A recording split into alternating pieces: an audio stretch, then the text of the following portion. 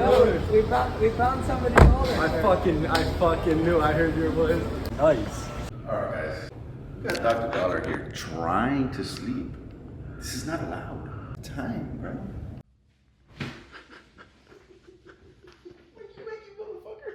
And water. The boy pulling up. The whole night. And then when I texted you in a group chat, 45, I was outside living. It's gonna be tight, Emmett. Emmett really just did that. Emmett really just. Where the fuck did all these cars come from, dude? I'm trying to go, bro. You blocking the street. Yo, this is like is Tampa. like You see what I'm no talking way. about? It? Yo, this is, dude. I'm telling you, I've been. Dude, there's a graveyard in that bitch. Dude, Tesla's where it's at, man. You get this piece of shit water? Yes, dude. What are you talking about? That's gold. That's what I drink. I drink piece of shit water. Thank you. Only if we break that though. I would put it by the south side, right? Set some cell stuff at that area. Just put, grab this, right? I guess you got the stop loss isn't too valid on this trade, right? Because we're not really above anything. But, you know, just now, why did it's still bearish. Yeah. The problem with this trade was your stop loss was incorrect, right? Because we usually have a 20 pip stop loss. But what you wanted it was above this high here. Not only that, what's most likely going to happen is price is going to wait for this SMA to catch up to then start to bleed, right? Because we were very far from the SMA trying to get this push down. SMA is going to tap now, and then the SMA has a lot of strength. Remember? If we're bearish, we're going to respect that SMA. But now we've created a range 2, so now we need confirmations outside of this range. That's not range 2. Range 2. If we can't break range 2, we're going to come back into range 1, which this is now risky buy. Honestly, I thought there was a stop right here if I'm going to be totally honest. Your first trade was valid, right? The first trade was valid. It was just waiting for that SMA. Once that SMA tapped, it said it came down, right? That would have been your TP1 smash. Maybe you could have waited for that area to break. Yeah. Those risky buy zones would have played out, but they're risky, so they're not usually good for risk to reward, right? Because what's happening is we're bearish here, right? Meaning you have a trend line. Luca likes taking these buys over here once we start to break that trend line and come back up, right? Because you can do that as well. And we may not have enough to get in. But either way, even that we didn't take this trade, we still have to understand why it played out, right? We got in all the sellers on this candle, right? It stopped out all the buyers. Very indecisive here. Candle closed. Candle made a bottom wick, respecting the lows, respecting this area here. This is just a break and retest, right? Can you pull up the setups? Right, break and retest. You guys want to take a picture of this so you guys can. How would I execute a break and retest? It's exactly what happened, right? Price breaks the zone, comes back and retests. You need to wait for a bullish candle close. Don't enter if the candle's still bearish, which I made that mistake on Thursday. Right? We made that mistake on Thursday. Remember that? When we were just when there was no bullish close, no bullish anything. We just entered the candle was red. But you can't anticipate this zone to hold, because if we're coming back to the zone, we can easily break back in. But if we create support on that zone, real support on the 30-minute time frame, then you can enter at the break of those highs, right? Then come back up and retest the highs. Understood? This is pretty much a Fibonacci setup. I didn't really teach Fibonacci's because I don't use them that often anymore, right? But it's pretty much prices coming up, coming down with the overreaction in the market, right? This overreaction is bound to retrace a bit, right? These setup is very risky, all right? Just wait until you use that one, but if it works for you, use it, right? Try these out when you're back testing. Try these out when you're looking through the market. Try them out, because you don't know, bro. Maybe this is your style of trading. A little bit more aggressive trading, right? So always try it out. All you have to do is wait for this overreaction. Wait for a long wick. This long wick is showing you, I'm exhausted.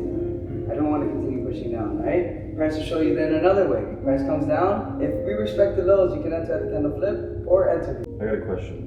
Usually when we wick fill, we have big wicks, but like I know it's like an intuition type thing, but like how do you know, like, or how do you okay, so you can wick fill, definitely. If price comes up and makes a top wick first, then you can enter the candle flip to execute and catch this wick, right?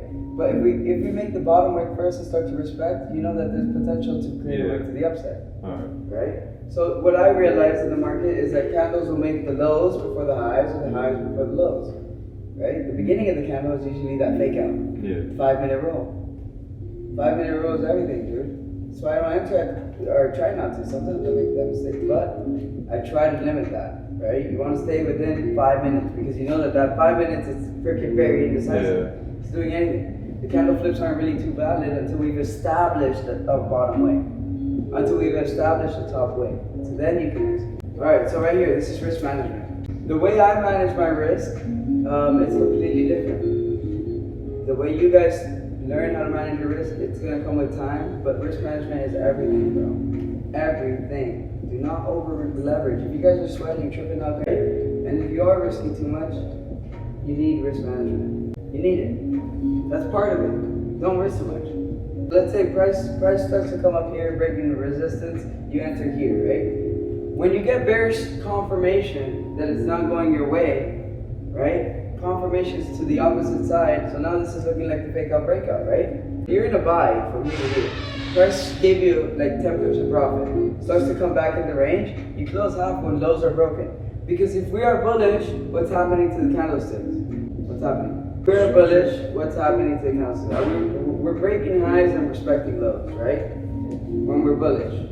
Because every single candlestick has a high and a low, a high or a low. This is all market structure, even in these candlesticks. That's how you have to see it. This is 1 minute uptrend, 5-minute uptrend. So it's broke market structure to the downside on the lower time frames, right? The market structure is going to break on the lower time frames before what? Breaking on the higher time frames. Price has this trend line. You get a bearish engulfing close. You said, hey, I'm gonna close half because I don't like the trade anymore. And if I have to take another trade, I will. I'll get back in if it gives me the confirmation that I'm looking for, right? Now, if price starts to break more lows, let's close some more, bro. Let's minimize the losses, maximize the gains. Okay? We don't manage profits, we manage drawdown. Okay? That's how you're gonna keep better profits, and then keep your losses very, very small. We broke these highs right here. We're already switched this market. Exactly. We could go for another high, but this looks like a clean drop. This is, but you know, again, we broke these highs. Would you put your, or would you still be holding? Or move your stops like up? I like the stops down there because it's under the higher low. Yeah, but now with that rejection, what would you do? Would you leave it, or would you adjust something? Bro, I'm gonna be real. Would you just leave it? Like I'm bad. Like I manage risk, but I don't use stop losses. I just mental stop it. Mental. You feel me? Like if I break even, that's sometimes if I feel like I just I do that sometimes too. I think sometimes you just know you should go break even, and sometimes you Look at that just fucking know trade, that you bro.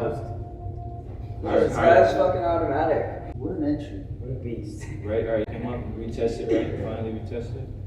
But now this is like your bitch, right? That's just like. I can see that. Do you usually trade it up to Look 1 at hour? that, Was that for what? Do you usually Two of take your them. trades up to 1 hour? Sniper Not even. I really be on the 1 Holy minute, bro. fucking shit. You're gonna continue to trade? It's Jimmy Drip on the charts, baby. You already know the deal. stay too? Alright, boys. It's my first time ever eating Steak and Shake. Boom, boom. Alright, let's take a look at this. Bro, this shit looks good, smells great. I don't know if you guys like pickles, but I freaking love it. Look at this. Look how perfect that is. Sheesh. First time ever trying Steak and Shake. Let me know down below if you guys like it. I'm waiting for JP to come out. We're getting a haircut because we have a Houston meetup. You guys will probably see that in the next vlog. So if you guys aren't tuned in every single week, make sure to hit a like, comment, and subscribe. That way we can turn up. But this shit looks good as hell. Oh my god. Oh, not gonna cap. This is probably better than, I think this is actually better than, damn, what do you call it? Oh my god, sorry, I have to take another bite. I'm starving, and this is so freaking good. It has a perfect steak, beautiful freaking meat here, bro. Oh shit, that was kind of sus. But amazing freaking burger, bro. Probably up there with Five Guys, not gonna cap. Five Guys is definitely better, but this is definitely fire.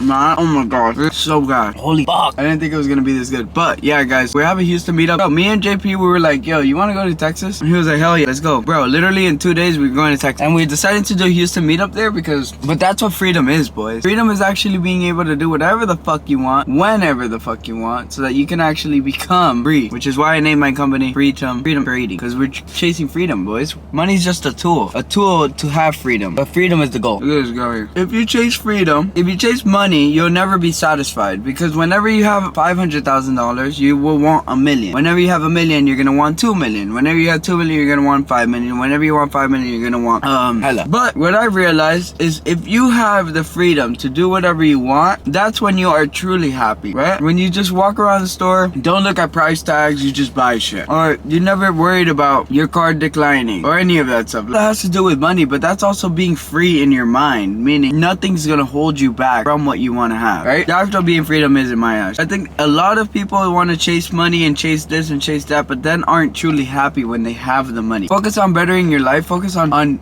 doing the things that make you happy, because when you're happy, you're gonna perform better at doing those things. Focus on chasing that passion, chasing that dream, even though sometimes it could feel far-fetched, but as long as you put in little steps every single day, there's no reason for you not to make it. And I think a lot of people struggle with that. A lot of people think that, oh, just because I have to go to work today means that I'm not gonna be happy. But no, you have to look at your life that you get to go to work. You should be happy that you have to go to work. You should be proud of yourself that you have a job, because there's so many people out there who have way less than what you guys have now. Understand that and really push towards being a better person overall, and then that everything else will follow, right? Just bettering yourself every single day, right? Whether it's at your day job, whether it's in trading, whether it's in anything in your life. I think that if you guys push yourself every single day to become 1% better every single day, by next year you'll be 4 times better. Also set your goals high, man. Don't set your goals so low where they're so easy to achieve. Set your goals high and you'll overachieve, in my opinion. But dude, this is so good. Not your camera. If you guys thought that a year